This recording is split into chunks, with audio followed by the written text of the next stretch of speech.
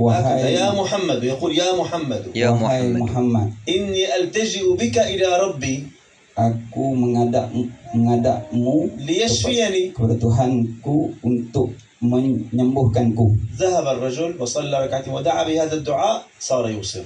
Maka lelaki tadi ini dia pergi dan dia sembahyang 2 rakaat dan dia doa dengan doa yang Nabi ajak tadi ini, lalu lega buta itu dia celak balik. قلت لكم لو أراد النبي صلى الله عليه وسلم يمسح على وجهه أو كان دعا له تفل بعينيه لم يفعل، قال له افعل كذا واذكر اسمي تشفى، ففعل فشفي صلى الله عليه وسلم.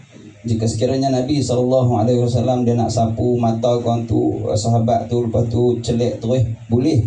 Tapi tentu je lah takat tu terhenti pada mukjizat takat tu. Tapi Nabi SAW ajak dia dan sebut nama Nabi SAW, maka dia lega.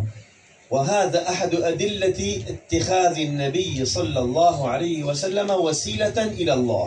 Inilah salah satu dalil yang kita boleh bertawassul dengan Nabi SAW. وفي قوله تعالى وابتغوا إليه الوسيلة، جمهور العلماء أن الوسيلة هي رسول الله صلى الله عليه وسلم. Di dalam ayat Al-Quran yang Allah Subhanahu Wa Taala suruh kita ambil wasilah, kata ulama, jumhur ulama, wasilah itu wasilah Nabi SAW. ماذا لو توسل أبو طالب أو أبو لهب أو أبو جهل بالنبي صلى الله عليه وسلم، هل يقبل توسلهم؟ لا. ولماذا لا؟ لأنهم ليسوا مؤمنين به. فشرط قبول التوسل الإيمان بنبوة سيدنا محمد صلى الله عليه وسلم. Bagaimana jika sekiranya Abu Talib ataupun Abu Jahal bertawassul dengan Nabi SAW, adakah diterima? Mereka tidak diterima sebab mereka tidak Muslim, tidak